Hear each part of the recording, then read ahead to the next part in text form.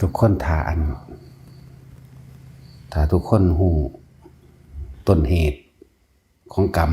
แล้วก็ผลของการกระทำหรือรับกรรม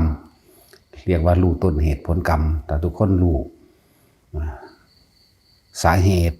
ที่เขาเป็นอย่างจังได้รับถูกโทษไพ่หรือไพ่บิบัติต่างๆหรือถูกฆ่าหรือถูก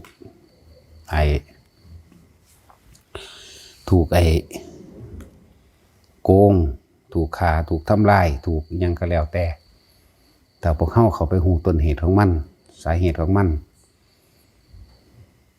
พวกเขากะคือสิทำใจว่างเฉยได้อยู่ดอกแต่ส่วนมากคนบ่ได้หูต้นเหตุในการรับกรรมต่างๆบ่ว่าสิถือโกงถือฆ่าถูกเอาเปรียบต่างๆถือหรือคนที่พิการเกิดมาแล้วกับพิการตาหูจมูก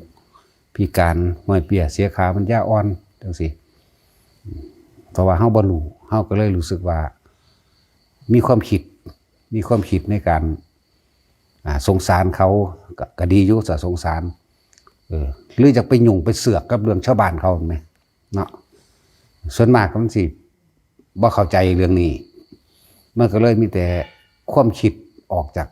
ากทางนอกความคิดออกนอกอะไรจังว่ามันเป็นแบบนั้นความคิดมันเลยอยากไปยุ่งตะเรื่องผู้นั้นยุ่งตะเรื่องผู้นี้ก็เห็นเขาฆ่ากันจังซี่ก็อยากไปยืนยันอยากไปตัดสินอยากเอาบาปเอาบุญเอาผิดเอาถูกให้เขาเพราะว่าเฮาบ่รู้จักต้นเหตุผลกรรมมันเฮาเห็นแต่ผลมันแต่ว่าเฮาบ่รู้จักเหตุมันนั่นแหละจังว่าแต่ละคนนั้นมันอาจจะเป็นน้ำไหม้ก็ได้แต่ละคนเลยอยากไปยุ่งเรื่องของชาวบ้านเรื่องของคนอื่นเรื่องของสัตว์คือว่าเห็นเขาขางัวขาควายยังทรมานเห็นเขาทรมานสัตว์ต่างๆสิก็อยากไปเว้านั่นน้อยนี่ให้เขาหลายอย่างบางคนก็สะใจนำบางคนก็อยากห้ามจังซี่แหมเห็นคนฆ่ากันเห็นคนโกงกันสิเพราะว่าเฮาบ่ฮู้ต้นเหตุที่เขาเป็นหยังจึงได้รับกรรมแบบนั้นนั่นแหละเฮาก็เลยรู้สึกว่าบางครั้งก็ไปพอใจไปเป็นสุขกับกรรมผู้อื่นบางครั้งก็ไปเป็นทุกข์กับกรรมผู้อื่นไปกังวลไปร้อนนั่นนี่กับการกระทำของบุคคลผู้อื่นแม้กระทั่งมื้อนี้แหละฝึกหัดปฏิบัติธรรมนี่ก็เหมือนกันผู้นั้นผิดวินัยผู้นี้สมควรผู้นี้บ่สมควรอันนั้นผิดอันนี้ถูกต้องอย่างนั้นต้องอย่างนี้เพราะเฮาบ่รู้ต้นเหตุเฮาก็เลยไปมีส่วนในกรรมนำกันกับเขาเรื่องจังซี่มันเป็นเรื่องที่ละเอียดเป็นเรื่องที่ต้องศึกษาเป็นเรื่องที่ต้องถ้าเฮาศึกษาดีแล้วเฮาก็พอมีที่วางใจถ้าเฮายิ่งปฏิบัติรู้เห็นด้วยตนเองแล้วยิ่งบ่อยากหนุ่งกับไผเลยจากบาลาเป็นหยังองคุลิมานจังได้ฆ่าคนถึง1,000 กว่าคนตำราว่า999ที่จริงมันก็1,000 กว่าบ่แม่น1,010 กว่านั่นแหละบางชาติในชาติแรกที่เป็นอย่างจังเริ่มมีการเรียกว่าจองเวรจองกรรมซึ่งกันและกันทำให้การศาสตร์หนึ่งอาจจะเป็นปลายสมัยของพระพุทธเจ้าอนุมาทัสสีปลายสมัยนี่คือจังเฮาปลายสมัยแบบนี้แหละเรียกว่าปลายสมัยของพระพุทธเจ้าเฮาเดี๋ยวนี้เกิดอุทกภัยน้ำท่วมจากว่าเกิดน้ำท่วมส่วนเต่าตัวนี้องคุลิมานเกิดเป็นเต่าในศาสตร์นั้นเป็นเต่าใหญ่อย่างว่าเป็นเต่าใหญ่เต่าเรื่อนเต่าใหญ่นำเอาคนที่ถูกน้ำท่วมนี่จากบ่อเกาะใส่หลังนี่ไปส่งตาม ที่มันเป็นที่สูงที่เนินที่ภูเขาคนแล้วคนเราหรือขึ้นไปจนถึงเป็นสิบคนหมดละลำเลียงคนไปอยู่หันนับจำนวนเป็นพันกว่าคนเด้แต่ว่าก็บ่แม่นว่าไปเที่ยวเดียวในพันกว่าคนจากอะไรไปในหลายเที่ยวอยู่แต่บัดนี้พวกคนทั้งหลายแล้วนั่นอึดอดอยากบ่จักแนวสิกินเสือกจับเอาเต้านั้นไปขากินมันจักว่านั่นแหละก็เอาเต้าตัวนั้นไปขากินเต้าตัวนั้นก็คือองคุลิมานในศาสตร์นี้นะเอาเต้าไปขากินเต้าก็เลยระลึกนึกถึงคุณของพระพุทธเจ้าเพราะเต้าตัวนี้เคยเห็นพระพุทธเจ้าอยู่เคยเห็นอยู่อายุมันยืนเด้เต้าแต่ว่าก่อนที่สิตายนั่นน่ะก็เลยตั้งคิดอธิษฐานสาธุเด้อแม้นว่าผู้ขาจะเกิดขึ้นเป็นยังกระชังขอให้ผู้ขาจงมีกำลังมากยิ่งกว่าบุรุษให้มีกำลังเท่ากับบุรุษ7 คนนี่เริ่มต้นมากอะไรบ้างนี่หลังจากนั้นก็เกิดเวียนว่ายแต่เกิดนั่นเทวดาน้ำนี่นั่นสักวันบัดนี้กรรมมันมาถึงกันอีกให้มีกำลังมากยิ่งกว่าบุรุษ7 คนเข้าใจปะนี่อันหนึ่งอันเดียวที่2หลังจากเล่าเสวยบุญบาปยังของเรามาเดียวจังมาในชาติเกิดเป็นควายป่านนี้เกิดเป็นควายป่า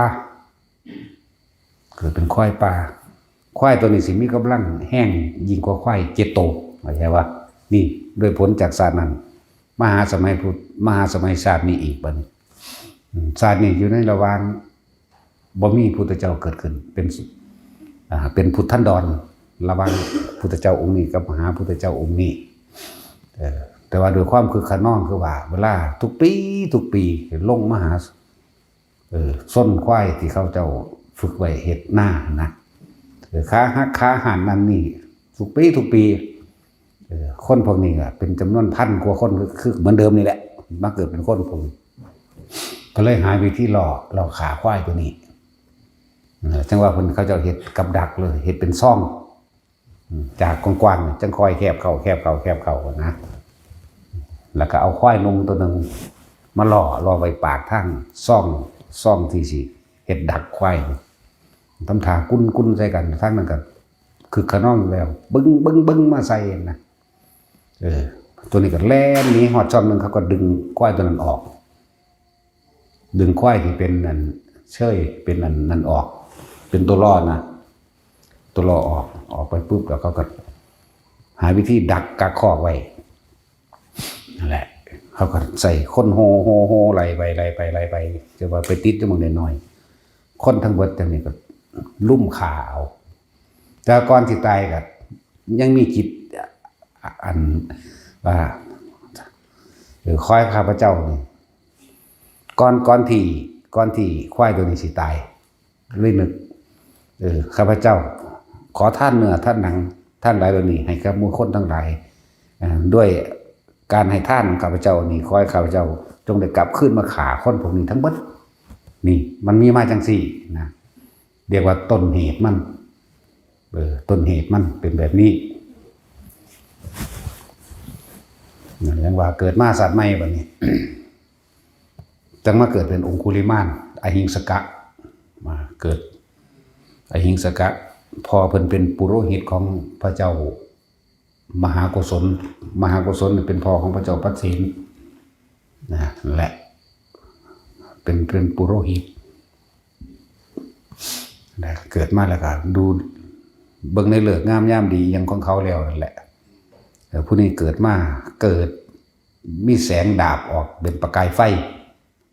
บ่เป็นไฟบ่เป็นไฟสว่างสีทองวาบๆเด้จากว่าล่ะเป็นคือไฟใหม่เป็นคือไฟใหม่ตามคลั่งอาวุธต่างๆนั่นแหละเป็นแบบนั้นพอเพิ่นก็เบิ่งแล้วโอ้ลูกกูเกิดเป็นโจรแน่ว่าเด้ก็เลยไปบอกให้กษัตริย์ว่าเป็นหยังไฟคือลุกในข้างแสงเฮาข้างอาวุธเฮาเขาเรียกว่าลูกผู้ขาเกิดมื้อนี้ลูกผู้ขาสิเกิดมานี่เป็นมหาโจรขาคนเด้ขอให้พระองค์ได้สั่งประหารชีวิตเถิดพระเจ้าค่ะ ทางนี้ก็ว่าบ่ได้เพิ่นบ่เชื่อทำนายก็เลี้ยงไว้หั่นแหละก็สิมันไปฆ่าคนอื่นหยังตั้งชื่อมันชื่อว่าอหิงสกะแปลว่าผู้บ่เบียดเบียนเด้อนะแต่ว่าก็เลี้ยงไปนั่นแหละจากในช่วงระยะนึงก็ส่งไปฝึกอาวุธต่างๆอยู่สำนักของกตักกศิลาแหละเมืองพาราณสีมีตลอดได้พาราณสีพญาสินนะแล้วก็เก่งเด้บัดนี้บ่ว่าสิฝึกล่ำกับพี่ก็บอกกันอันนี้อีหยังแล้วก็เก่งกว่าหมู่เบิดบ่ว่าสิเป็นเคล็ดลับวิชานั้นอันนี้นั่นแหละจังถือเขาตัวว่าวิชาต่างๆเจ้าจะต้องหาเขาก็ใส่ลายคือว่านั่นแหละเขาก็ใส่ลายเพราะว่าเราเป็นคนมีปัญญาดีมีความฉลาดผลบุญที่ในศาสตร์หนึ่งเราเคยเอาพระพุทธเจ้าอนุมัติสีขามน้ำพูดเคยเห็นพระพุทธเจ้าพูดมันหากระบังให้ผลศาสตร์นี่เข้าใจวันนี้นั่นแหละจังถือเขาตัวให้ไปขาคนเอานิ้วมือเรียงวานแหละนั่นแหละนี่คือต้นเหตุในกรรมต่างๆที่เป็นอย่างองคุลิมานขาคนแล้วก็จึงไปบรรลุอรหันต์ได้เรียกว่าต้นเหตุผลกรรมต่างๆที่คนทั้งหลายแล้วนี่ที่ถูกฆ่าคนทั้งหลายแล้วนี่คือถูกฆ่าเพราะว่าไปฆ่าเขาก่อนว่ามันฆ่าศาสตร์เดียวได้ฆ่าสองศาสตร์คนเด็กศาสตร์แรกฆ่าตอนเป็นเต้าแล้วเล่ากับอธิษฐานในเล่าเนี่ยเกิดเป็นยังกระชังกว่าสั้นเล่าบ่เน้นนั่นนะเล่าก็เลยเป็นทั่วไปอยู่คอยมีกำลังยิ่งกว่าบุรุษเท่ากับบุรุษ7 คนแล้วก็เริ่มเป็นควายปลาที่มีกำลังมากถึงเจ็ดโตนะมีกำลังเกิดมาศาสตร์นี้เราก็มีกำลังมากเหมือนกันอีกอย่างหนึ่งบัดนี้เล่ากันเพิ่มเติมโดยว่าให้เป็นเจ้าแห่งศาสตรานั่นเรามาเป็นเจ้าแห่งศาสตราพร้อมเด้เพราะว่าเราไปเรียนมานั่นแหละในสุดท้ายมากอะ มีคนยุยงส่งเสริมให้อาจารย์ของติสาปาโมกอันนั้นให้เราเป็นคนมาขาคนเพื่อให้ได้นิ้วมือไปเป็นเคล็ดลับไปยกคู่ว่าจังสิสำเร็จเคล็ดลับวิชาอันนี้เด้อนะก็เลยมาได้ขาคนถึง1,000 กว่าคนนั่นแหละขาที่แรกก็เอาเก็บไว้ตามศอกหรือก้อนหินแน่เอาไว้ตามโกนไม้แน่หลงลืมมั่งหนูคาบไปกินมั่งนกคาบไปกินมั่งก็เลยลืมต่อมาก็เลยเห็ดฝันเอาเสือกมาเป็นได้เพื่อที่มัดลอยพวกนิ้วนี่แหละเขาจะยักก็เห็ดเบ็ดนี่แหละยักดึงแงกเข้ามาแต่จินจะเคยยักเบ็ดบ้างยักกระดูกนี่นะครับแบบทับส่วนดึงแงกเข้ามาก็ห้อยไว้จนว่าได้999ยังว่าในตำราครับพี่เหลืออีกนิ้วเดียวแต่ว่าเกือบได้ขาแม่เกือบได้ขาทำอนันตริยกรรมแม่นี่เป็นคนมีจิตใจอ่อนโยนพ่อก็เตือนแล้วเตือนอีกลูกเจ้าก็เป็นลูกเจ้าก็จริงอยู่ดอกแต่ว่ามันจากเจ้าไปนานแล้วเจ้าสิไปบอกลูกเจ้าให้หนียังไงเพราะว่าหลังจากนั้นมาพระเจ้ามหากุศลก็ตายแล้วทรัพย์สมบัติทั้งหลายก็ความเป็นกษัตริย์ก็ยกให้พระเจ้าปัสเสนที่กุศลได้บัดพระเจ้าปัสเสนก็นำทัพไปที่แรกไป3,000 คนสู่บ่ได้ไหมจากบาลาหอกดาบแล้วแหลมธนูยังต่างๆนี่ยิ่งเราบ่ได้เราสิมีเครื่องกันโตของเราเองดอกในวิชาเราเองนั่นแหละอีกอย่างหนึ่งเราก็เป็นเจ้าแห่งศาสตราหอกดาบฟันแท่งบ่เข่าบ่ถือแล้วก็กำลังของเราเองนี่แห้ง3,000สู่บ่ได้หนีทับแตกพระเจ้าปัสเสนตัดเอา30,000บาทเลยนะส่วนผู้แม่เนี่ยเกิดความเป็นห่วงยังไงก็เลยได้ห่อเขาแบบนี้ออกจากบ้านคุณแล้วนำไปสิบอกลูกว่าหนีเด้อลูกเอ้ยหนีไปอยู่เมืองไหมก็หมายแม่นั่นทั้งที่พ่อนั่นก็บอกแล้วเจ้าจะเข้าใจว่าโจรนั่นเป็นลูกเจ้าเขาจากเจ้ามานานแล้วอีกอย่างหนึ่งความหลงครอบงำเขาไปเต็มทีแล้วหลงในการยังเขาสาลือมาว่าได้เคล็ดลับวิชาแบบนั้นแบบนี้แล้วก็ทำนายตอนจะเป็นอรหันต์กันทำนายบ่ได้ทำนายบ่ถือถ้าว่าทำนายถือกันว่าทำนายตอนเป็นโจรได้เนาะจังซั่นแล้วมันสุดทำนั้นเลยมันบ่สุดพวกนี้สุดท้ายกันพูดแล้วแม่ก็ ในเช้าของมื้อหนึ่งหูจักยินว่าอยู่ป่านั้นกันนำไปหาลูกล่ะในประมาณโดยตี4ตี5พระพุทธเจ้าก็เข้าสู่สัพพัญญุตญาณตรวจเบิ่งในเครือข่ายว่ามื้อนี้มีผู้ใดมินเมที่สุดที่สิบรรลุธรรมผู้ใดมินเมนี่หมายถึงสิทำอนันตกรรมบ่หรือสิตายบ่มินเมสิเข้าสู่ในข่ายพยานของพระศาสดาเพิ่นก็สะลึกไปเห็นองคุลิมานกำลังไหลเมเราสิมอบหมายหน้าที่นี้ให้หมู่สาวกพระโมคคัลลาได้บ่นอภาษาลิบุตรได้บ่นออนุรุทธะได้บ่นอไล่เบิ่งแล้วบ่ได้ก็เลยเว้นจากเราตถาคตนั้นไม่ได้เพราะว่าจุดเริ่มต้นดังเดิมเพิ่นเคยปรารถนาไว้กับพระพุทธเจ้าจากว่าล่ะเลยต้องเฉพาะพระพุทธเจ้าเท่านั้นจึงจะแก้ได้เพิ่นเคยให้พระพุทธเจ้าอนุมัติสีเหยียบหลังแล้วมันมีจุดที่บรรลุก็มีอยู่แต่ว่าด้วยระหว่างทำการมันหลงก่อนหรือว่าโดยกรรมอะไรพุทธเจ้าก็จังไปพอตะเพิ่นถึงเวลามากพุทธเจ้าก็ไปโดยฤทธิ์ของเพิ่นเองอะไรไปเป็นกำลังไหลแม่อยู่พุทธเจ้าก็เลยย่างผ้าหนาปึ๊บเบี่ยงเบนความสนใจแม่นั้นบ่ได้หูเมื่อดอกว่าลูกมันกำลังไหลอยากว่าล่ะแต่พุทธเจ้ามาตัดหน้าเฮ็ดเป็นยางซ่าคือสิทันเลยนะนั่นแหละเฮ็ดคือสิสั้นตามธรรมดาแล้วการแล่นการวิ่งขององคุลิมานตามถ้าสิเปรียบเทียบว่าบุรุษ7คนแม่นบ่เพิ่นสิแล่นกำลังของเพิ่นนั่นน่ะเร็วแล้วกันมีกำลังมากเท่ากับคน7คน7คนมาร่วมเป็นคนเดียวแล่นก็ต้องเร็วอยู่แล้วถ้าเป็นกำลังของม้าก็แล่นเร็วยิ่งกว่าม้าอีกแล่นเร็วธรรมดาแล้วเราสิแล่นเร็วยิ่งกว่าม้าใน7ชั่วระยะอย่างนั้นนะอันนั้นแหละแล่นจังได๋ก็ว่าทันตามธรรมดาเราแล่นไล่รถมานี่แป๊บเดียวถึงทันทีเลยก็เราก็ฆ่าเขาเอานิ้วมือนั่นแหละแต่ว่านี่พระพุทธเจ้าเฮานี่ทำเป็นเหมือนกับเดินช้าๆเยอะไปธรรมดาไปจังได๋ก็แล่นบ่ทันเมื่อยติส่วนเรื่องของแม่นั่นตัดออกแล้วปัดออกแล้วมันถึงเราเบี่ยงเบนให้ไปทางใหม่แล้วผู้แม่ก็ไปพุ่นนี่ก็ดึงไปทางนี้แล้วดึงไปทางเหนือแล้วพุ่นไปทางตะวันออกนั่นแหละสุดท้ายก็เมื่อยตี้เหงื่อแตกเหงื่อไหลรักแร้นั่นนี่ก็ว่าไปก็จังห้องเอิ้นถามว่าหยุดก่อนสมณะที่พระพุทธเจ้าบอกว่าเราหยุดแล้วสติเดินขึ้นมาดิตามธรรมดาแล้วนักบวชทั้งหลายสิบ่โกหกจักไม่โกหกก็เลยมีความสนใจว่าตามธรรมดาสมณะทั้งหลายฤาษีและนักบวชปฏิสิบ่ว่าโกหกคำว่าหยุดแล้วนั้นท่านโกหกท่านเป็นผู้บ่มีศีลท่านเป็นผู้บ่มีสัจจะบ่มีสัจจะบ่มีความจริงในตนเองมั่งก้าวออกมาได้ว่าจังใดว่าเราหยุดแล้วทั้งที่ตัวเองก็เดินอยู่แม้ขณะนี้ที่เรายืนแล้วก็แหกปากร้องทักท่านอยู่ว่าเราหยุดแล้วแต่ท่านยังเดินอยู่นะข้าพเจ้าใครสนใจอยากรู้ว่าหยุดอย่างไรพระเจ้าจึงบอกเราหยุดแล้วเราหยุดเบียดเบียนจากการทำร้าย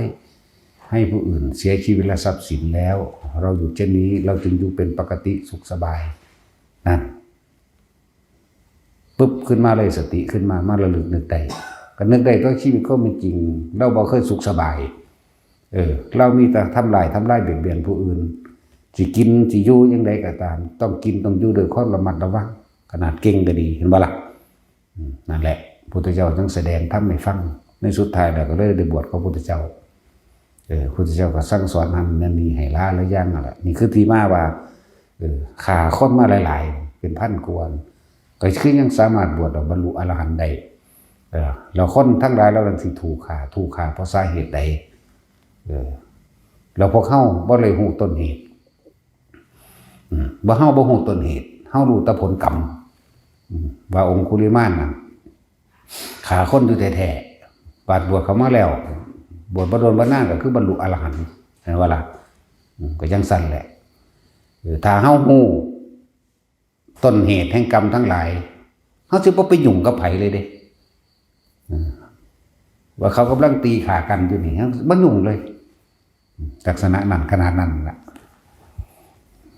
หรือเขาเห็นคนง่อยเปียเสียขามันจะอ่อนถูกคนแข็งแรงดีๆกำลังตีทุบตีทำลายอยู่นี่ในจิตใจของเขาสิเป็นส่งออกไปว่าเมตตาสงสารนะคนที่มีธรรมที่มีเมตตาสงสารมีเมตตาอยากซอยเห็นบ่ยินดีน้ำดอกแต่สุดท้ายแล้วก็ว่างจิตอุเบกขาแต่ว่าคนที่มีธรรมหรือได้ศึกษาธรรมมาแล้วทั้งเมตตาสงสารแต่ว่ารังเกียจคน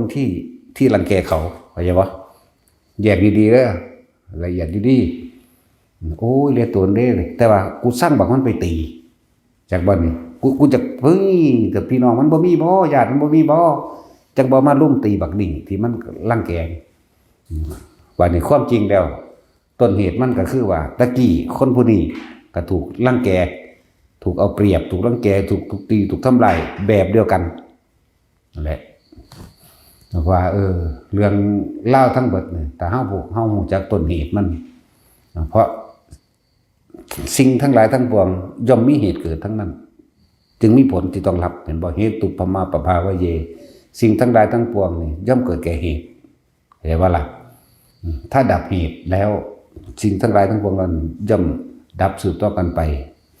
นั่นแหละเหตุปมาปภาวะเยนั่นหลักที่พระอัสสชิแสดงแก้พระภาษาลิบุตรในตนแรกนะจังว่าป่านนี้พวกเฮาท่าสิเอาตัวรอดเฉพาะตนแต่เฮาหูจังซี่แล้วบ่ยุ่งก็ไผก็ดีเด้เนาะเจ็บคนเดียวตายคนเดียวเด้สุดท้ายแล้วเฮาก็ต้องเอาตัวเองได้ออกจากเหตุทั้งหลายทั้งปวงเอาออกเหตุก็คือความคิดนี่แหละที่เหตุสัตว์ทั้งหลายเกิดไปแต่เกิดความคิดทั้งหลายก็มาจากความจำได้ไหมรู้หรือความที่ได้ยินได้ฟังได้รู้ได้เห็นมากในภาษาแต่ก็เกิดอารมณ์พอใจแต่บ่พอใจนั่นแหละอัตตาตัวตนเป็นลักษณะเกิดแล้วแต่เฮาสิเอาเฉพาะตัวเฮาเองบ่ต้องยุ่งกับไผไผสิเฮ็ดจังได๋ก็สร้างอยู่เฉพาะเฮาโลดอย่าว่านี่คือจะไปนำจะไปเสือกเรื่องของผู้นั้นผู้นี้เข้ามาปรุงแต่งเห็นบ่นั่นแหละพอเฮาก็ถ้าเฮาสร้างเองเฮาก็ได้รับของเฮาเองอยู่คือเก่าเนาะบ่มีผู้ใดมารับความเจ็บปวดแทนเฮาได้ก็ถ้าไปทั้งดีทั้งพอใจก็บ่มีผู้ใดมารับรู้ความสุขความยินดีความพึงพอใจในอารมณ์เฮาได้ดอกอารมณ์บ่พอใจก็เฮารับเองอารมณ์พอใจก็เฮารับเองเพราะว่าเหตุมันเกิดขึ้นจากตัวเฮาเองเนาะนี่คือว่าอีกตัวอย่างนึงแต่ตัวอย่างอีกอันนึงที่เป็นเหตุเป็นสิ่งที่แต่เฮาคิดโดยชาวบ้านซุมื้อนี้ถ้าเฮาบ่ได้ฟังธรรมบ่ได้ฟังอีหยังเรื่องเล่ามันนี่ก็สิคิดว่าเขาเลวเด้นั่นแหละนี่เป็นเรื่องของกษัตริย์พระราชาพระเจ้ากิงกิสลาดกับพระเจ้ากุสลาดและกิงกิสลาด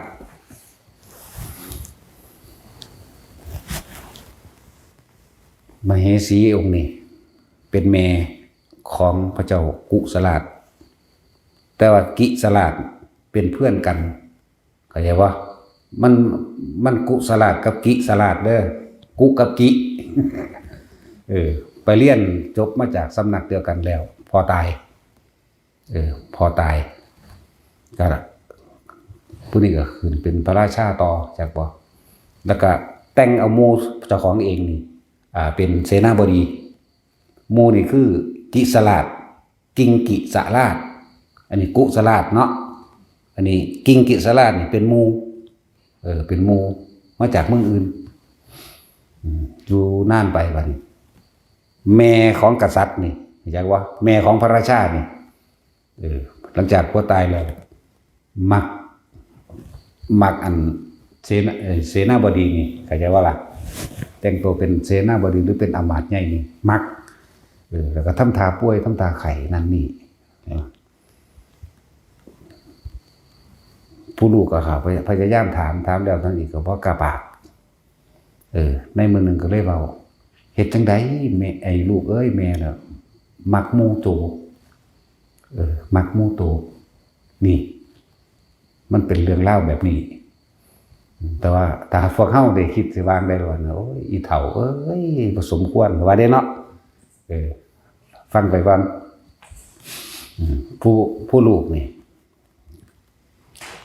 ก็เข้าใจก็เลยมาถามหมู่เอ้ยตัวอยากเป็นกษัตริย์ราชาบ่เป็นอยู่บ่ที่จริงบ่ได้จะเป็นบ่จะเป็นก็สร้างเถอะขอให้เฮาได้ตอบบุญแทนคุณแม่เฮาแน่เป็นจังได๋ล่ะกันถ้าแม่เฮาบ่ได้โตเป็นผัวนี่บอกภาษาเฮาถ้าแม่เฮาบ่ได้โตเป็นผัวนี่แม่เฮาสิป่วยตายสิกันเจตายสิอดอาหารตายว่าซอยเฮาในเด้อให้เฮามีใจฟื้นนั่นแน่นะครับบัดนี้ก็ตกลงกันได้เลยมีการแต่งตั้งนี่จักว่าแต่งตั้งให้กิงกิสลาดเป็นกษัตริย์แทนแล้วก็เอาแม่นี่มาเป็นมเหสีเข้าใจว่าเอาเมียรุ่นแม่ แต่ที่ว่ายังเอาตามธรรมดาพวกเฮาเป็นลูกก็เอิ้นแม่เนาะแม่ฮักแม่อันเป็นเสี่ยวกันน่ะนะลูกกับปู่เป็นเสี่ยวกันแม่นบ่ล่ะนั่นแหละจังซี่ก็ยังมีท่านกษัตริย์ไอ้กษัตริย์เก่านี่ก็ลดตัวเองลงมาเป็นเสนาบดีใหญ่เป็นปุโรหิตเข้าใจบ่ล่ะจังซั่นแหละส่วนเอาหมู่นี่ขึ้นไปเป็นกษัตริย์เพื่อว่าสิให้อภิเษกสมรสกันเอาแม่เจ้าของเป็นมเหสีแทนเริ่มต้นแรกก็เอากันดีอยู่นั่นแล้วเนาะจักก็ล่ะอยู่ต่อมาเรื่อยส่วนนั้นไอ้กิงกิสลาดนี่เป็นโอโพธิสัตว์เด้เป็นโอโพธิสัตว์ก็คิดไว้ในใจอยู่แล้วล่ะว่าถ้าผมเฮางอกแม้เพียงเส้นเดียวก็สิในช่างกระบบดึงเส้นผมมาแล้วสิออกบวชนะอยู่หน้าในปี1 2 ปีบัดเขาว่านอนน้ำเพิ่น เพิ่นก็สำรวจตัวเองด้วยว่าเป็นน้ำกูเฒ่าเนาะเด้ มันก็สิแม่นตัวเนาะแต่ของเป็นรุ่นแม่เพิ่นแหมจักว่าล่ะหรือว่าเป็นน้ำกูเฒ่าเนาะเขาเลยบ่นอนน้ำกูแต่สิหาผู้อื่นมาให้ก็ย่านเขาหลงผู้อื่นก็อย่าว่าแต่สิหาหนุ่มๆมาให้ก็เอาจังได๋ก็สร้างแล้วเอาบ่เอาก็สร้างกูก็ได้คล้องกูสมใจมักกูแล้วจักว่าล่ะมื้อนึงก็คิดแผนที่บ่ทันได้เฒ่าหรอกแล้วก็เพิ่นคิดแผนผมเพิ่นงอกเองมเหสีนี่หัวงอกก็เลยเอาดึงผมงอกของเจ้าของมื้อนึงก็ทำท่าก็ไปข้อเคียกันก็เลยดึงผมงอกของเจ้าของตามธรรมดาผมผู้หญิงมันยาวผมใส่มันสั้นว่าดึงแล้วก็ฟ้าวมาดึงออกเป็นให้ผมสั้นใช่ป่ะก็เลยว่าเพิ่นมีเล่ห์เหลี่ยมเล่ห์กลว่าสิตัวว่าเจ้ากระเฒ่าคือกันแล้วก็ข่อยเจ้ากระทอกันได้เจ้าคือว่านอนน้ำข่อยเจ้ากระเฒ่าว่าเด้นะความหมายเล่ห์เหลี่ยมในใจจักบ่ล่ะก็เอาผมสั้นๆสัก2 นิ้วนี่แหละนี่เห็นบ่นี่ท่านกษัตริย์เลยนี่ท่านกระเฒ่าเราเด้เฒ่าซ้ำกันแล้วเด้ท่านนั่งสิไปหาหญิงน้อยๆอ่อนๆอีกอยู่บอกมันว่าทางนี้กันตึกไว้ในใจไว้แล้วจักบ่ทางนี้สิตัวว่าถ้าเฒ่าจะให้เฒ่าซ้ำกันนั่นจังเหมาะสมกันแหละเหตุผมสั้นๆมากพอดีกับตามธรรมดาแล้วข้าพเจ้าตั้งคิดไว้ในใจตั้งไว้แล้วในใจว่าเมื่อใดที่เห็นผมงอกข้าพเจ้าจะออกบวชซั่น เลยกลายเป็นส่งเสริมให้เขาไปบวชเร็วกว่าเขาอีกเลยออกไปบวชเป็นฤาษีเข้าใจว่าล่ะนี่คือต้นเหตุมันจะว่าต้นเหตุส่วนผลกรรมอันสุดท้ายมาถ้าเป็นพวกเฮาเห็นในลักษณะนี้โอ้ยถ้าเป็นผู้ชายคือกันโอ้ยมึงคือเอาเมียเฒ่าแท้ว่าบ่ไทยอีกพวกนึงกันว่าโอ้ยบักหางเอ้ยมึงเอาแม่หมู่เนาะมันว่านี่เพราะว่าเฮาบ่ฮู้ต้นเหตุมันเฮาเลยไปยุ่งไปเสือกเรื่องเขาเนาะเข้าใจว่าล่ะเฮาเป็นหยังคือไปหากังวลแต่เรื่องเขาถ้าเป็นหมู่พวกเว้าหยอกกันเฮ้ยบักหาบักเอาเมียเฒ่าเอ้ยทั้งนี้มึงคือกล้าเอาแม่หมู่เป็นเมียเดี๋ยวนี้นะเลยไปยุ่งไปวุ่นวายมึงเฮ็ดบ่ถูกเด้สารพัดจังสิเว้าไปถ้าเป็นผู้ใหญ่รุ่นนั้นรุ่นนี้ก็สิไป รุ่นใหญ่รุ่นเดียวกันรุ่นกับแม่นั่นเนาะก็จะว่าเอ้ยอีเฒ่าเอ้ยเห็นบ่อีเฒ่าลามกอีนั่นอีนี่อีตัณหากลับบอกไปเด้เนาะสารพัดเลยสิเว้านี่พูดถึงว่าพวกเฮานี่บ่ฮู้จักต้นเหตุผลกรรมต่างๆพวกเฮาเลยไปซอแซเรื่องของชาวบ้านเขาเนาะบัดนี้ผลของมันมาจังไดบัดนี้เฮามาสรุปโดยปัจจุบันชาตินี่พระเจ้ากิงกิสลาดก็เป็นพระพุทธเจ้าเฮาปัจจุบันนี่แหละส่วนแม่ของกษัตริย์ก็เป็นนางพิมพานี่คือเฮาบ่รู้เฮาก็เลยต้องบอกไปทั่วที่เนาะนั่นแหละมันมีเรื่องเล่าต่างๆแปลกๆหลายเด้นำมาเป็นตัวอย่างให้พวกเฮาว่าจักสิไปยุ่งหยังกับเขาเนาะหาอยู่หากินไปเจ้าของเนาะนาบ่ต้องไปตัดสินว่าเขาผิดเขาถูกจักบ่ล่ะบ่ต้องไปซอแซหาเรื่องเขาล่ะพระเจ้ากิงกิสลาดก็คือพระพุทธเจ้าเฮาซุมื้อนี้พระพุทธเจ้าโคดมเฮานี้นะส่วนอันมเหสีรุ่นแม่ที่จริงก็คือนั่งพิมพานี่เองนะนี่จังหวัดต้นเหตุผลกรรมที่เฮาบ่รู้เลยว่าบ่อยากให้ไผไปยุ่งเรื่องของไผเถอะเฮามายิ่งเฮามาภาวนาจังซี่เฮายิ่งเบิ่งตนเองเด้เฮายิ่งเบิ่งลมหายใจตัวเองรู้ในลมหายใจตนเองรู้มันทันความคิดของเจ้าของเองคือบ่พยายามสิมันไปมองจับผิดจับถูกก็ไปเพราะทุกสิ่งทุกอย่างมันก็มีเหตุทั้งเบิดแหละแต่เฮาหยุดเหตุได้แล้วมันก็บ่มีปัญหาหยังเหตุคือคิดนี่แหละจังว่านี่หลักจิตในจิตไปโลดนี่เหตุก็คือการคิดเมื่อมีการคิดกันปรุงแต่งต่างๆก็สร้างจินตนาการและมโนภาพขึ้นเมื่อสร้างจินตนาการมโนภาพขึ้นในความอยากใดเราอยากเป็นอารมณ์มันก็เกิดเมื่ออารมณ์มันเกิดภพมันก็เกิดในขณะที่เป็นอารมณ์นั่นแหละจักว่าล่ะแล้วว่าหลายอะไรอย่างคือเรื่องวิทุตภะวิทุตภะเป็นหยังคือไปฆ่าพี่น้องพระพุทธเจ้าตายเบิดเมืองแท้เห็นบ่ล่ะเพราะว่ามันก็มีต้นเหตุผลกรรมของมันจังได้รับผลแบบนั้นนั่นแหละถือว่าละเอียดในจักน้อยพระเจ้าเปอร์เซนติโกศลเพิ่นอยากเป็นพี่น้องพระพุทธเจ้าเพิ่นอยากเป็นดองเข้าใจบ่ล่ะเพิ่นก็เลยให้ส่งคนไปขอที่เป็นลูกกษัตริย์คือกันนั่นแหละมาเป็นมเหสีแต่ทั้งผู้นั้นน่ะรู้สึกว่าเย่อหยิ่งเด้คำว่าพวกสักกะต่างๆนะสักเมืองสักกะยะแปลว่าผู้ถือโตเด้คำว่าสักกะยะเข้าใจบ่นี่กรุงกบิลพัสหรือเจ้าสักกะยะมันจะว่าสักกะยะทิฏฐิเห็นบ่แปลว่าผู้ถือตนถือโตเด้ทั้งสั้นแล้วสักกะยะเมืองนั้นมีแต่คนยิงแต่มันเฮาเว้ากันไปว่าเมืองนั้นมีแต่คนยิงเด้นะเป็นคนยิงเป็นคนถือโตยึดมันถือมันแต่ว่าโดยมาภาคสักกะยะทิฏฐิแน่เจ้าสักกะยะทั้งหลายมีแต่คนยิงขนาดพระเจ้าปัจเจนิโกศลเป็นเมืองใหญ่กรุงกบิลพัสเป็นเมืองขึ้นของเมืองโกศลสำเร็จเนี่ยแทนที่จะหาลูกกษัตริย์ให้แต่ว่าเนี่ยได้เอาลูกของมหานามะเนี่ยเพิ่นก็ได้ลูกกับทาสแต่ว่าลูกเพิ่นก็งามจักบอก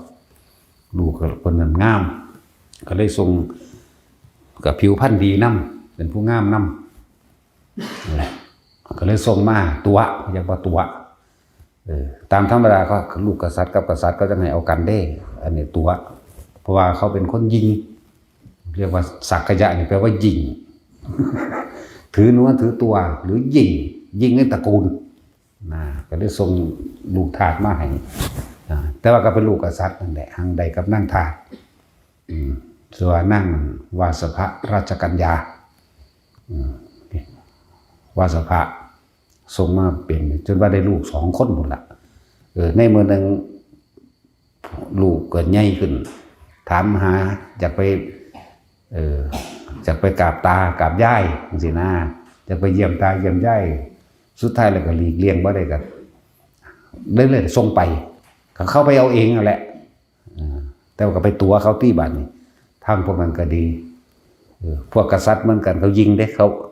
ขาว่านี่เป็นลูกทาส อย่างว่าเขาจะว่านั่งรวมกินข้าวนำเด้เขาจะว่านั่งกินข้าวรวมกับลูกทาสลูกยังก็ว่าไป แม้กระทั่งผู้เป็นพ่อแท้ๆคือมหานามาเนี่ยพ่อแท้ๆเด้พ่อแท้ๆของลูกอันนี้ก็ยังบ่มากินข้าวน้ำมันหลานเจ้าของแท้ๆจากว่าหลานก็คือวิทุตภะนั่นแหละลูกของพระเจ้าพัดเสนสันเดบานใหญ่ก็จะคล้องอีกสิเว้าแล้วนะมื้อนึงหลังจากอยู่ห่างกับ7 มื้อพุ่นละไปว่าพวกกษัตริย์พวกที่เป็นลูกกษัตริย์เสมอกันเขานั่นน่ะเขาก็ส่งไปหาออกเที่ยวออกเดินทั้งสั้นทั้งสี่ก็ว่าไปเขาบ่ให้มากินข้าวรวมอยู่ถึงเวลากลับแล้วก็กลับป่านนี้คนใส่ผู้นึงตามธรรมดาแล้วพวกทาสมานั่งเสมอโดยความคิดของเหตุของเขามานั่งเสมอเจ้านายหรือแล้วก็ทาสคือกันเขาก็รู้ว่านางวาสภะนี่เป็นลูกทาสแล้วก็ไอ้วิทุตภะนี่ก็เป็นลูกของทาสต่อมาอีกทีนึงเรียกว่าเขาก็เลยรังเกียจก็สมควรคือกันเด้เนาะเห็นบ่ถ้าเฮาเว้าตามนั้นก็ดีสมควรอยู่เด้สมควรขาเยอะยิ่งหลายถือโตหลายพอเฮาก็ฮู้ต้นเหตุผลกรรมมันอยู่เฮาก็เลยว่าถ้าบ่ฮู้ก็ว่าโอ้ยเลวหลายไปฆ่าพี่น้องของพระพุทธเจ้าตายเบิดเนาะนั่นล่ะทีนี้ทางเดินทางไปได้ไกลเติบแล้วล่ะพวกนางทาสทั้งหลายเอาน้ำมาล้างมองวิทุตภะนั่งน้ำล้างแล้วก็จมไปอีลูกนางทาสเอ้ยเย่อยิ่งจองหองตีโตเสมอทันเจ้านายเป็นลูกทาสแท้ๆมึงบ่ฮู้กำพืชศาสตร์มึงบ่จมไปล้างด้วยน้ำดอกทหารของวิทุตภะเนี่ยมาได้ยินเขาเรียกว่าแล้วก็เอาน้ำนมแพะมาล้างอีกทีหนึ่งล้างทั้งขัดทั้งจมไปน้ำเรื่องนี้ก็เลยเข้าถึงหูบัณฑิตทหารก็เลยมาถามเมื่อกี้เธอว่ายังไงนะก็เลยบอกให้ฟังว่าวิทุตภะเนี่ยเป็นลูกของผู้นั้นไล่ไปถึงว่าพอจะเป็นกษัตริย์มหานามะเป็นกษัตริย์ของกรุงกบิลพัสใช่ว่าล่ะในตอนนั้นนั่นแหละได้ลูกกับนางทาสตัวนี้ส่วนนางวาสภะแม่ของเธอเป็นลูกของทาสนั่นอีกเทนึงก็ว่าไป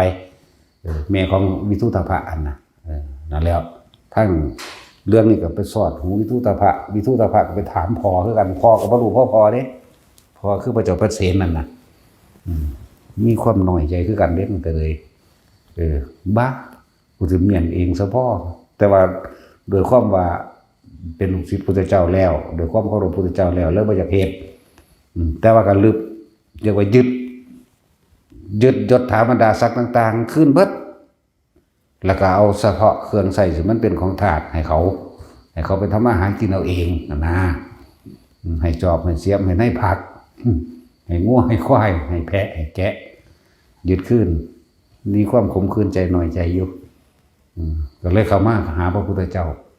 เพิ่นก็เลยเว้าอดีตนิทานต่างๆให้ฟังบอกว่ามหาบพิตรทั้งอดีตการก่อนมีมาแล้วกษัตริย์บางองค์ไปเอาไอ้กินนรีมาเป็นเมียยกขึ้นเป็นมเหสีแต่งตั้งให้มเหสีลูกออกมาบ่ว่าสิเป็นหญิงหรือว่าเป็นชายลูกนั้นซึ่งจะเป็นลูกหญิงก็ช่างแต่ว่าก็มีความสามารถทางการบริหารเหมือนกันกับชายเพราะว่าอันเป็นลูกที่เกิดจากเลือดเนื้อแห่งตนเองเขาก็ยังหลักและก็เลี้ยงกันไปได้แม้นเป็นลูกชายนี่เพิ่นเว้าอีกศาสตร์นึงขนาดเอานั่งกินนารีนั่นกินนารีมันเป็นกึ่งสัตว์แต่เข้าใจบ่ล่ะกึ่งสัตว์เดรัจฉานกึ่งคนเด้มาเลี้ยงได้ลูกชายก็ยังยกเมืองนั้นให้เกิดกลายเป็นว่าให้เป็นกษัตริย์แทนตัวเองได้ระหว่างตระกูลมารดากับตระกูลบิดาตระกูลใดมีค่าบากกว่ากันก็ตระกูลบิดาเหมือนกับท่านแหละนั่นแหละเว้า 2-3 เรื่องให้ฟังกลับมาก็เลยมาขอโทษนางวาสภะ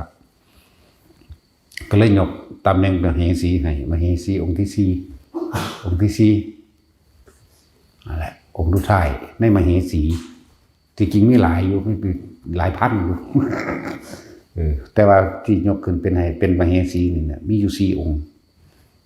เริ่มมาจากผู้ใหญ่กว่านั้นก็จังมานั่งมาริกาดอกจังมานี่จังไหลมาวาสภะนั่นแหละ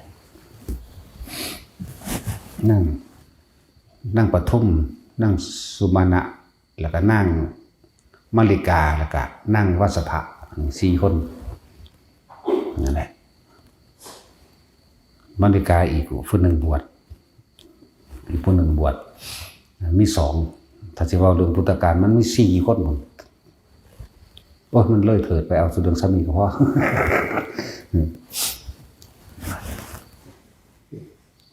ทีนี้ก็หลังจากมามอบจดถามดักศักดิ์ขึ้นให้เมียวัสภะก็ขึ้นเป็นมเหสีหน่อยสุดองค์ที่4เหมือนเดิมก็มอบอำนาจเป็นเสนาบดียุทธทหารให้กับลูกชายเด็กคือเก่าหมายถึงวิทุตภะมอบได้แต่ว่าวิทุตภะมีความแค้นอยู่ในใจเด้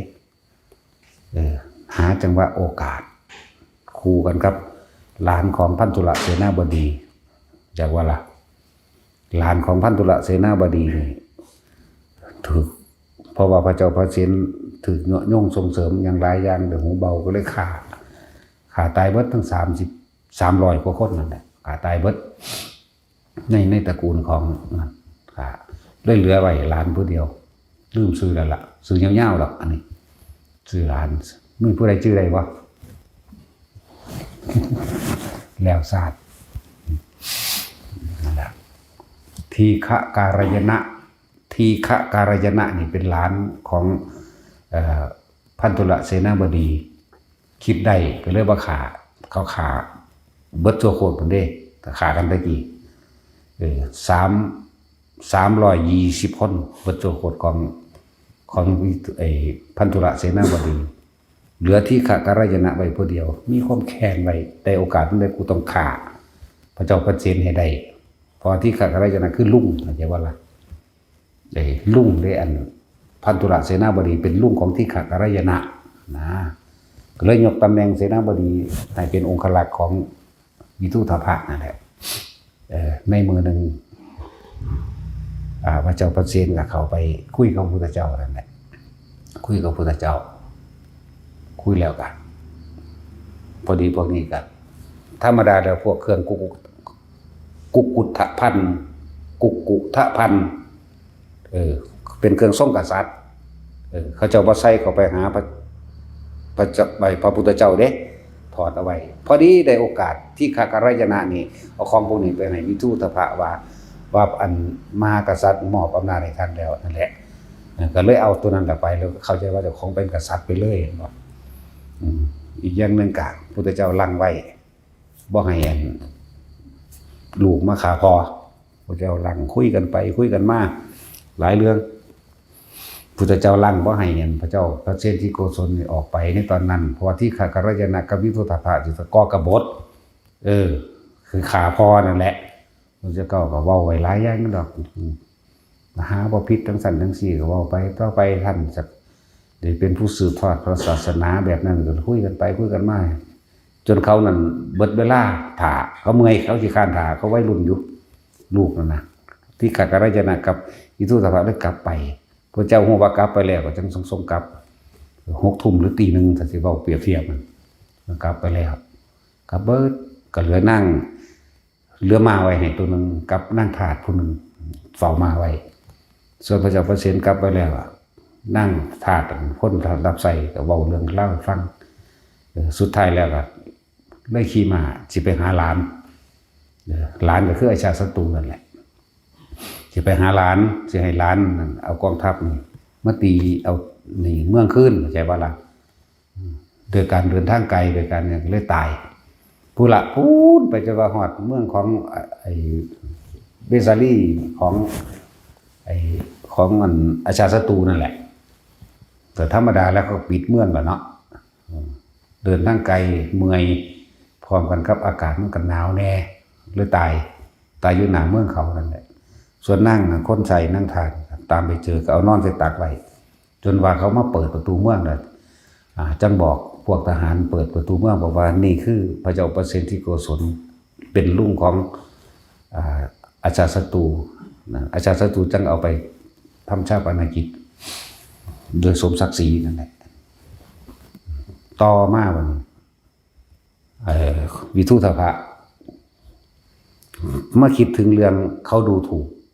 พ่อแม่เจ้าของเขาดูถูกว่าเจ้าของเป็นทาสคิดจังไดก็แค้นนี่อดบ่ได้ยกกองทัพไปเลยที่ยกกองทัพไปครั้งที่หนึ่งพระพุทธเจ้าห้ามแต่จะเว้าเรื่องห่มไหม้นี่ในเขตแดนของพระเจ้านี่ห่มไหม้นี่เป็นห่มไหม้ต้นไทรใหญ่ใบดกหนาห่มลมลื่นดีแต่ห่มไหม้ของกรุงกบิลพัสนี่เป็นห่มไหม้บางๆวิทุตภะยกทัพไปไปกับไปกราบพระพุทธเจ้าอยู่เพราะว่าพระศาสดาเจ้าข่าเป็นหยังก็บ่มาอยู่ห่มไหม้นี่เป็นใบนกหนาแล้วก็ให้ความลมลื่นเย็นดีพระพุทธเจ้าก็บอกว่าร่มไม้ของพญาติย่อมมีความเย็นยิ่งกว่าร่มไม้ตรงนั้นนะหมายถึงว่าเย็นใจครั้งที่หนึ่งก็กลับไปหมายถึงวิทุตภะนะพระกองทัพครับแค้นขึ้นมาอีกแล้วอีกอาทิตย์หนึ่งกลับมาอีกพระเจ้าก็ไปรัดไว้พระพุทธเจ้าหูแล้วว่าพวกนี้สิไปฆ่าคนกับบิลพัสไอ้พวกสักยะครั้งที่สองก็บอกเหมือนกันครั้งที่สามอีกพระเจ้าบ่เคยห้ามยังเกิน3 ครั้งเด้จากบัดนี้นี่แสดงว่าเพิ่นปกปักรักษาญาติเพิ่นอยู่ บ่เคยห้ามครั้งที่สามจะบ่มีแต่2 ครั้งเท่านั้นครั้งที่สามหยุดเลยครั้งที่สามพุทธเจ้าก็มาห้ามอีกวิทุตภะก็บอกพระเจ้าข้า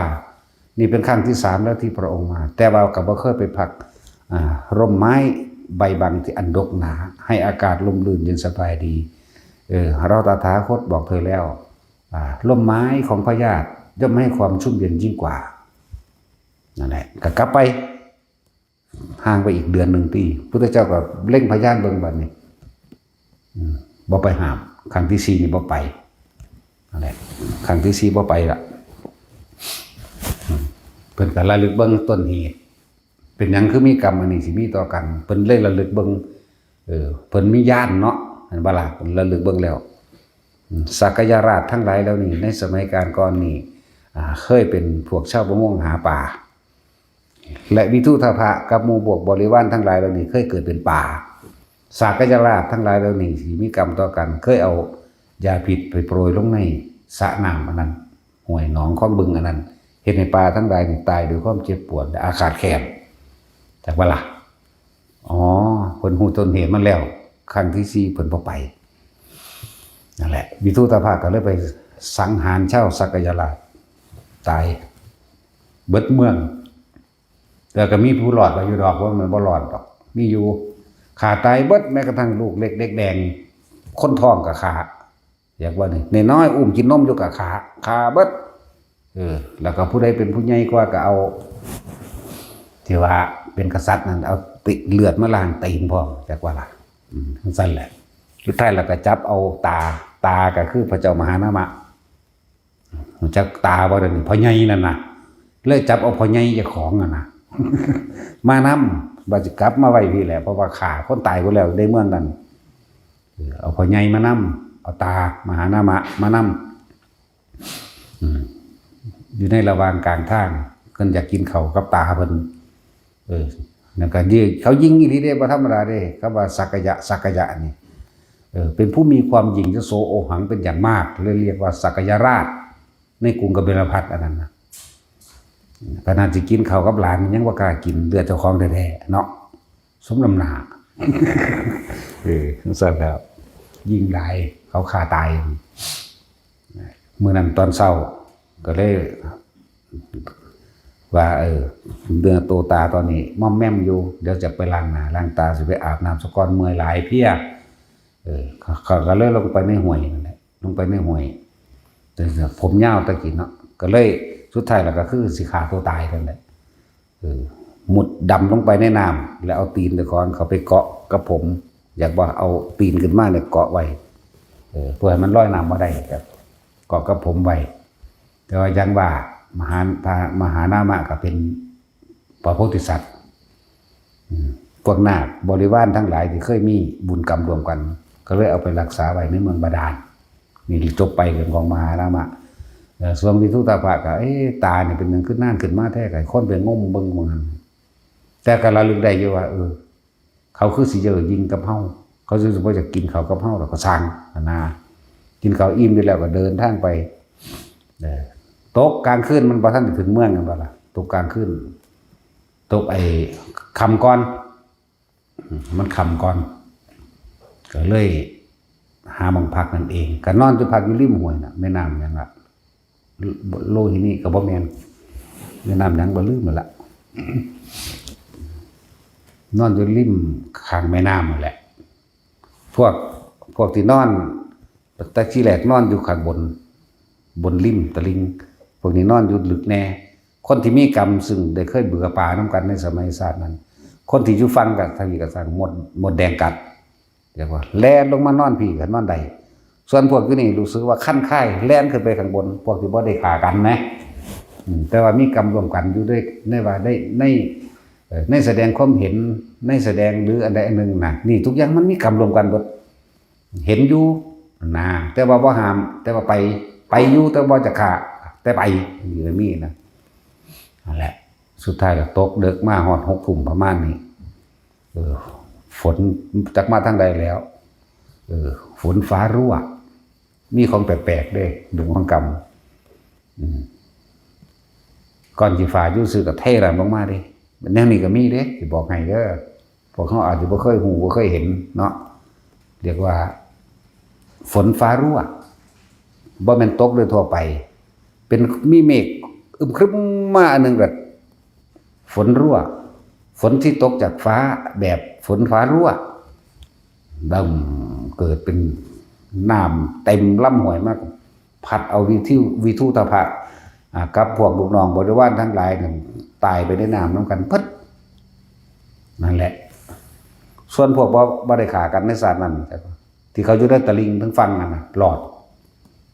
ทั้งสิ้นแหละเรียกว่าต้นเหตุแห่งกรรมมันมาแบบใดชาติก่อนทำกรรมใดไว้ชาตินี้รับผลกรรมนั้นนี่คือเบาของยนย่อให้พวกเขาพ่อเข้าใจชาติก่อนรับผลทำผลกรรมใดชาตินี้รับผลกรรมนั้นเหมือนกับวิทูตภะนี่แหละสั้น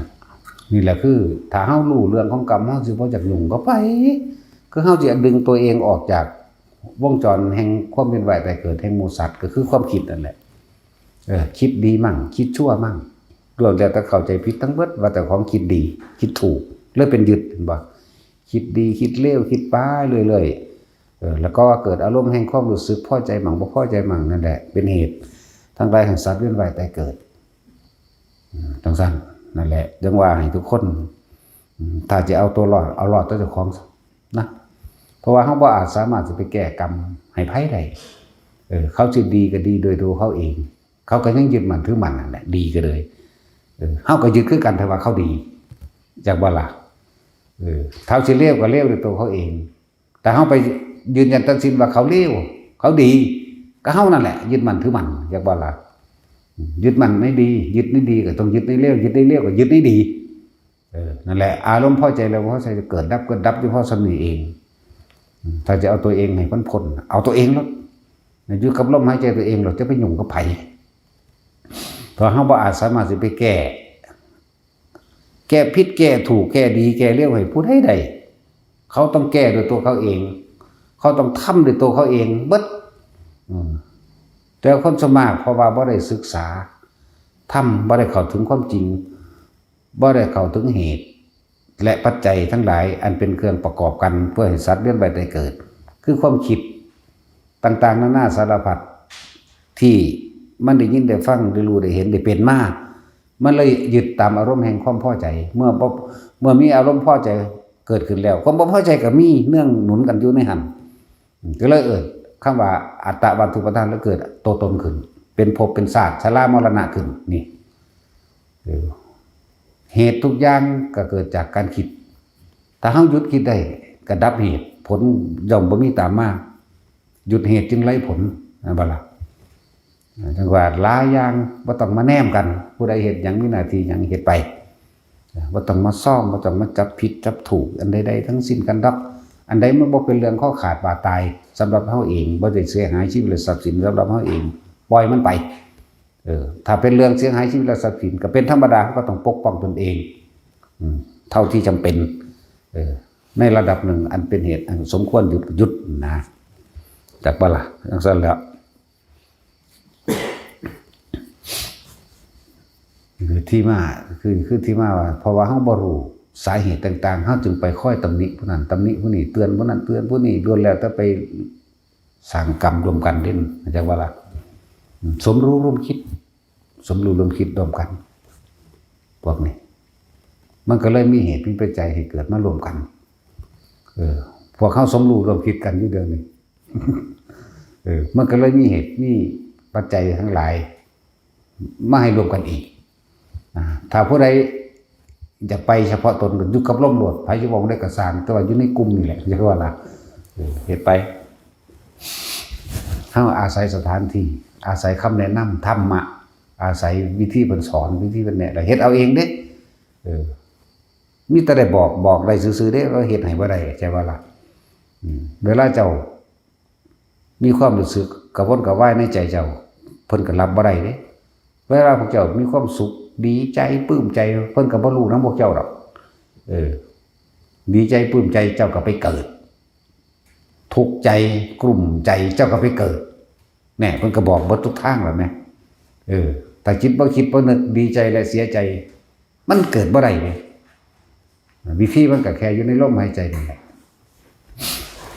เราจึงบอกว่าทุกอย่างย่อมมีเหตุทั้งหลายย่อมเกิดแต่เหตุสรรพสัตว์สรรพสิ่งทั้งหลายย่อมมีเหตุให้เกิดทั้งนั้นแหละจิตมีที่ตั้งจิตนี่เป็นดุจดังว่าเมล็ดพันธุ์เด็กแต่สิเขียบเปรียบเทียบเหมือนพืชเนาะจิตเป็นดุจดังเมล็ดพันธุ์ตัณหาเป็นเครื่องดูดเป็นดุจดังยางเหนียวอย่างบ่ล่ะพื้นนาเป็นดุจดังภพเป็นที่เกิดเนี่ยจากวันนี้ถือว่าเขาเป็นในอีขามได้มาขามบรรทุกคนจากวันนี้ถ้ามันไปตกในพื้นดินมองใดมองหนึ่งนั่นมันเป็นยังคือไปตกตัณหาดึงมันไปในพื้นดินนั่นแหละภพจึงเป็นดุจดังพื้นนาอารมณ์จากวันอารมณ์ความรู้สึกเขาเองตัณหาพาไปเกิดจากใจคิดถ้ามันไปคิดมันก็ไปได้ล่ะนั่นแหละขั้นสั้นแต่เขาหยุดโดยลำบังเขาเองเขาก็ออกจากโลกได้คำว่านิพพานมันบ่ได้มาเวียนไปเกิดอีกเด้นิพพานคือหยุดคิดปรุงแต่งในความอยากใดอยากดีอยากมีอยากเป็นเด้อยากให้ผู้นั้นได้ดีอยากให้ผู้นั้นชิบหายนั่นเห็นบ่ล่ะคนที่เขายินดีคนที่เขาพอใจอยากให้เขาได้เป็นนั่นเป็นนี่จังซั่นจังซี่เนาะคนที่เขาสร้างยังไดมึงสิตายได้อีห่าว่ะไปหันแล้วบาดนี้นั่นแล้วเกิดจากความคิดของเฮาปรุงแต่งอยากให้ผู้นั้นเป็นจังซั่นผู้นี้จังซี่เป็นไปตามความพอใจของเจ้าของเห็นบ่นี่ความพอใจอยากให้มันตายความพอใจอยากให้มันดีเห็นบ่นี่นั่นแหละทางที่ดีเอาตัวเองเฮาบ่อาจสามารถแก้ไขได้มันเจ้าสิฮักแพงยิ่งกว่าชีวิตยุงกระดวงตาเพียงใดก็ช่างเถอะเจ้าบ่อาจสามารถแก้เขาได้หรอกนะนั่นแหละปฏิบัติไปเรื่อยเถอะเราเฮาสิคอยเห็นหูในตัวเองดอกหลักการของเฮาก็มีอยู่แล้วก็พุทธเจ้าสอนไว้บ่แห้งตัวอานาปานสติกับสติปัฏฐาน4อยู่ในกันดีอันที่บอกอยู่เรื่อยๆนี่แหละนั่นแหละอย่าลืมทุกคนคำว่าเกิดมาหากินซ้ำตายนี่บ่ผิดเพี้ยนเนาะเกิดมานี่หากินซ้ำตายเบิดทุกคนเจ้านี่ใหญ่เพียงใดก็สร้างจุดถามันดาศักดิ์ใหญ่ปานใดก็สร้างเจ้าสิใหญ่ที่สุดในประเทศนั้นๆเจ้าฟ้ามหากษัตริย์เจ้าสิเป็นนายกเจ้าสิเป็นตำรวจทหารยศนายพลนายพันนายล้านก็สร้างมันก็แค่อาชีพเจ้าหากินซ้ำตายเบิดนี่อันบ่ล่ะพวกเฮามื้อนี้สิเป็นชาวไร่ชาวนาก็หากินซ้ำตายสัตว์ทั้งหลายหมูหมากาไก่เป็ดกุ้งหอยปูปลางัวควายสร้างม้าหากินซ้ำตายเสมอกันเบิดเด้นี่ธรรมะคือเสมอกันจิตคิดเรื่องนั้นเรื่องนี้อยากได้นั่นเป็นนี่ก็ไปเป็นไปเกิดไปเจ็บไปทุกข์แล้วก็ไปเกิดหากินซ้ำตายสัตว์ก็ไปหากินซ้ำตายเกิดเป็นยังก็หากินซ้ำตายนั่นแล้วบัดนี้เฮาอยากให้ผู้นั้นเป็นทั้งสั้นทั้งสี่เฮาเป็นให้เขาได้อยู่บ่ล่ะก็บ่ได้แต่เขาบ่เฮ็ดเอาเองเนาะนี่แหละจังว่าผู้ใดเข้าถึงคำว่าสังขารุปเปขายานแยกนั่นนี่ได้เรียบร้อยแล้วยากนักหนาจากวันผู้ใดเข้าถึงตัวนี้ได้แล้ว ที่พระเจ้าบอกไว้ว่า แม้อยากไปก็ไป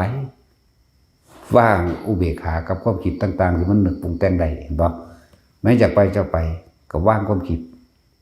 ก็บ่คิดนึกปรุงแต่งต่อกลับไปนิพพานแต่พวกเขาถึงตรงนี้แล้วผู้เพิ่นอยากเป็นพระโพธิสัตว์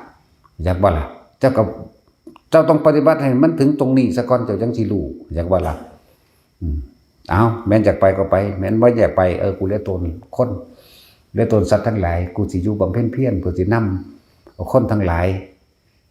เพื่อให้ไปเห็นคิดนึกปรุงแต่งเพื่อสิไปเห็นแบบนี้เจ้าก็สละตัวเองสละความสุขส่วนตัวเองสละนิพพานของตัวเองที่มันเห็นอยู่นั่นแต่บ่ไปอยากบ่ล่ะนั่นแหละอันนี้ก็เว้าให้กับอันผู้อันว่าผมบ่อยากบวชดอกผมยันพ้นบรรลุ บรรลุว่าซั่นกูอยากหัวผมบ่บวชดอกแต่ผมปฏิบัตินี่ผมสิบรรลุภายใน7 มื้อว่าซ่านมันคือหลงคักถึงมืดตึ๊บบ่คือคนบ่เห็นหงนี่เด้เนาะตาบอด เปรียบเทียบพวกนี้เจ้าต้องปฏิบัติอย่างยิ่งยวดเหมือนที่ได้อรหันต์ตอนนี้มันเด้บ่แม่นเด้เจ้าผมปรารถนาโพธิสัตว์ปรารถนามันเป็นจังไดคิดเอาติมันก็เฮ็ดเอาตัวถ้าคนเข้าถึงตรงนี้แล้วยิ่งใหญ่ขนาดที่สละบรรลุตนออกเข้าใจว่านี่เราสิสละตัวเองเพื่อสินำหมู่สัตว์ทั้งหลายให้เขาเพื่อสิเป็นผู้นำทางให้แนวทางให้เข้าใจว่าล่ะจึงบอกว่าเฮาสิไปหาคนแบบนี้แบบที่เขาถึงสังขารุปเปขายานใดจะใช้คนอีกสักกี่แสนล้านโกรธล้านจึงจะได้มีคนแบบนี้สักคนหนึ่งคือเฮาเห็นพระพุทธเจ้าเฮาตอนนี้จักอสงไขยแล้วเฮาจังเห็นเพิ่นนี่เห็นบ่ล่ะชี้อสงไขยแสนมหากัปนี่เว้าแค่เรื่องเพิ่นได้รับรัฐพยากรหรือพุทธทำนายไว้แล้วเด้นิยตโพธิสัตว์อันนี้บ่มีการเปลี่ยนแปลงต้องเป็นพระพุทธเจ้าเท่านั้นตรัสรู้สัมมาสัมพุทธญาณอภิเษกสัมมาสัมพุทธญาณเท่านั้นหายากคือหยังนี่แต่วันนี้เฮามาเห็นธรรมแล้วเฮาสิไปหาหม้องใดอีกหาในหูดังโลดเนาะนั่นแหละหาอยู่ในหูดังเจ้าของนั่นน่ะธรรมะแท้ก็อยู่ในหูดังนั่นแหละพระอรหันต์ก็อยู่ในหูดังนิพพานก็อยู่ในหูดังอย่างนี้ออกจากหูดังจากบ้านนี่บ่แม่นไปเห็นขี้ดังเด้ ว่ามันไปเห็นขี้ดังเด้หูดังก็คือลมหายใจในความรู้สึกของเฮาเองอยู่กับมันเถอะมันสิคอยไต่ลำดับเข้าไปสู่การเห็นความคิดดีความคิดร้ายความคิดที่เป็นกลางบ่มีความคิดดอกมันสิไปเห็น3อย่างนี้แล้วทั้งดีเฮ็ดแบบนี้ทั้งเลวแบบนี้ คิดเป็นกลางเป็นนี่เห็นความคิดปรุงแต่งดีและเลวได้แต่กูอยู่กลางกูก็เข้านิพพานจังซี่แม่นจังซั่นแหละอันนี้เตือนสำหรับคนที่ว่าผมบ่ปฏิบัติดอกผมย่านผมบรรลุเพราะว่าผมอยากเป็นพระพุทธเจ้าโอ้ยหามกินหัวมึงเอ้ย ก็มึงสิอยากเป็นหยังไปเฮ็ดหยังให้มันไปถึงจุดนี้ก่อนมันสิฮู้เอาเองดอกบ่หาตาให้ผู้ใดมาทำนายให้ก็ได้ดอกแต่มันฮอดมื้อนี้แล้วแม่นบ่ล่ะบ่หาแต่คนมาทำนายมันฮอดมื้อนี้ปึ๊บมันบืนเข้ามันก็ยังเข้าบ่ได้มันก็ยังออกเข้าใจบ่ล่ะมันยังออกมามันก็ดีดผึ่งออกมาอยู่นี่นั่นแหละเอาสมถะ